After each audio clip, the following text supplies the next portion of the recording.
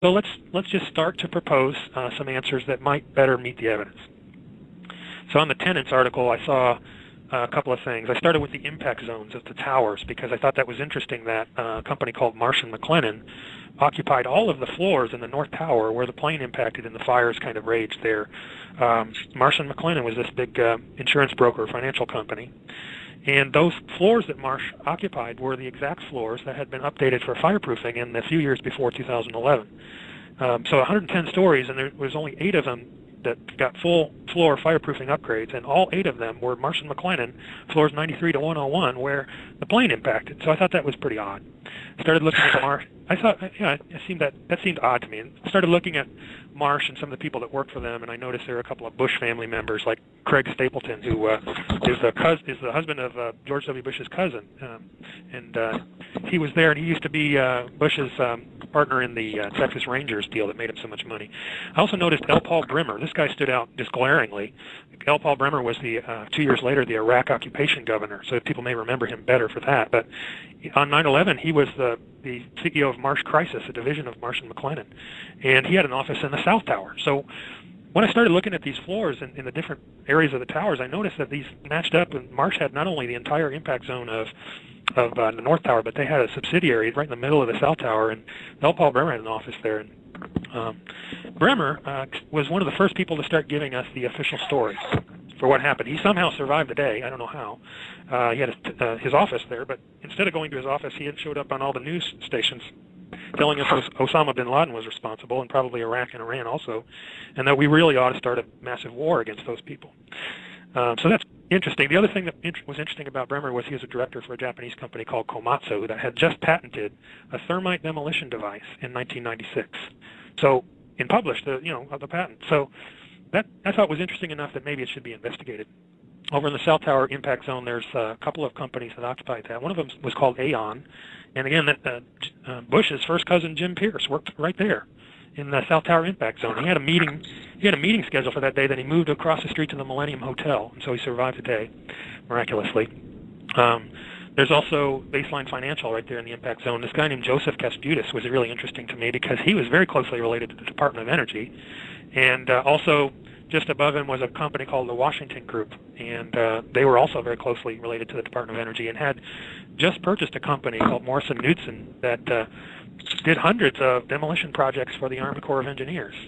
So there are a lot of people in these buildings, tenants in these buildings, that had connections to demolition technology. They had connections to the Department of Energy. They had a lot of connections to the Bush family for whatever reason. And so that's just, that one article stands on its own. And then I went to the security design companies and contractors and found Kroll. A lot of people know about Kroll. It's this massive security company that also used to be called the CIA of Wall Street, and for their investigative work. And Kroll designed the security systems for the World Trade Center complex after the 1993 bombing. And the design was implemented by a couple of companies, one of them being this company called Strategic, that people often talk about, this Wirt Walker, and his being a relative of the Bush family. He's kind of just a distant relative, but he's a very interesting person. Appears to be connected to the CIA, not only through his father, who worked for the CIA and the DIA, but through other circumstantial pieces of evidence. But Strategic's Walker, he hired a bunch of people from the Carlyle Group, a subsidiary of the Carlyle Group. So his chief operating officer, he took him from BDM International, which is the Carlyle Group subsidiary. And BDM had a history in black projects. So Strategic is very interesting for all these connections to not only Walker, but Marvin Bush, who was the president's brother, was a director at Strategic. And they hired all these Carlyle Group people, including McDaniel, and they implemented the overall security plan right up to the day the buildings fell down. So I thought that was interesting. I agree. Totally amazing. It seems worth investigating, Todd. I think that's the main thing. If we have to, we'll go forward and we'll do all the footwork, and we'll make it as painfully obvious as possible that there are a lot of people like these people I'm naming who are at least as suspicious as the 19 hijackers that were named. At least, if not far more so. And they did benefit, and they did have access to the technology, and they did have access to the buildings, which, when explosives were placed in the buildings, those are the questions you want answered. Kevin, I want to get to the cleanup side of it too. That's important. You found some really interesting stuff related to the cleanup and people involved in the cleanup. But before we go there, I'd like to talk about Rudy Giuliani for a minute or two. You told me some stuff about Rudy Giuliani that I had never known. For one thing, you seem to provide a little bit more detail about his movements on the day, and good detail about the Office of Emergency Management, OEM personnel, when they vacated, where they were. There were interesting stuff. But you mentioned that Rudy Giuliani's father was a convicted holdup criminal who had spent time in Sing Sing and had been associated with the mob in New York, and that his uncle was a mobster, and other people in his families were connected to the mafia. And so why has Rudy Giuliani never been, how did he ever get elected to the mayor of New York with these kind of connections? How come, he was portrayed as a hero? I realize maybe this is a little bit off topic here, but I was so shocked by this stuff about Rudy Giuliani. He's portrayed as the 9/11 hero, and yet he has all of these amazingly questionable connections. And of course, he's not the only one with these kind of connections. And when you do talk about the cleanup, you talk about a lot of mafia connections. Could you just talk a little bit about Rudy Giuliani? Yeah, sure. The history of Harold Giuliani, who's his father, is I think commonly known. This wasn't something that I surprised anybody with. Harold Giuliani was this kind of two-bit thug that got put away in Sing Sing for a period of time, and then on Giuliani's mother's side, her brother and Giuliani's cousin were both. There's a good deal of evidence they're associated with the mob, but why was Giuliani then elected as mayor? Is first of all, you can't blame the sins of the father on the son. That's an old saying, and you can't blame the sins of the nephew and the cousin. And it's just a lot of circumstantial evidence, though. For this guy, it's a lot of circumstantial evidence that he does appear to come directly from the mob. Giuliani has a long history with the Department of Justice, though. He worked at the Department of Justice for years. He worked at the Southern District of New York as well.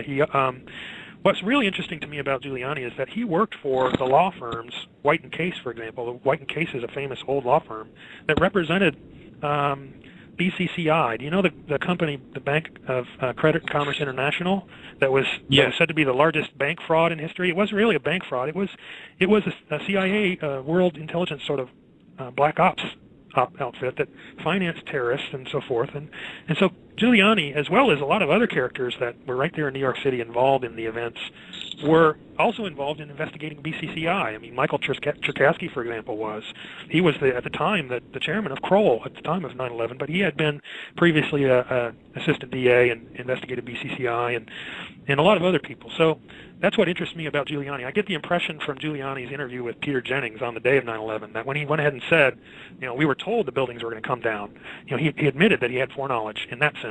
I get the impression from him that he was not deeply involved and didn't have deep knowledge of the operation itself. He just was told, get the heck out of the way and then shut up, or then play along or whatever. That's the impression I get.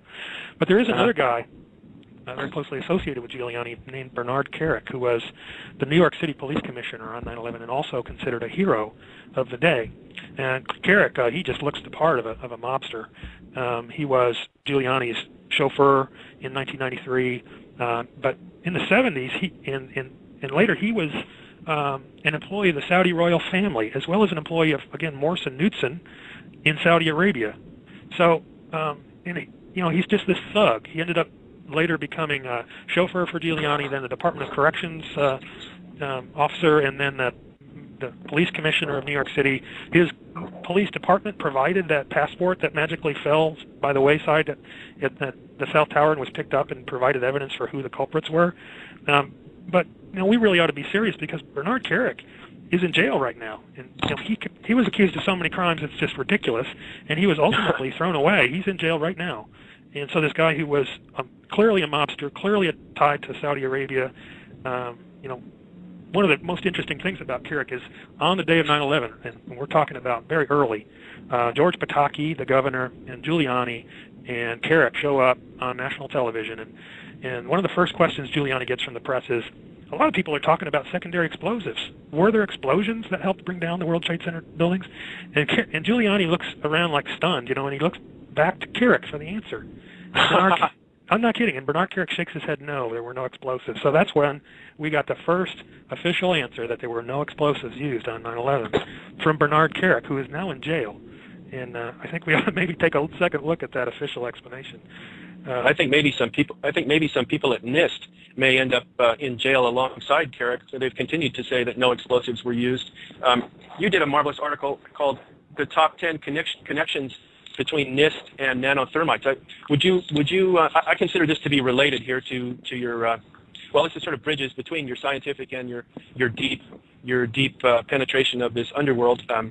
But talk about NIST's connections to nanothermites, which they deny were used, and they never even investigated.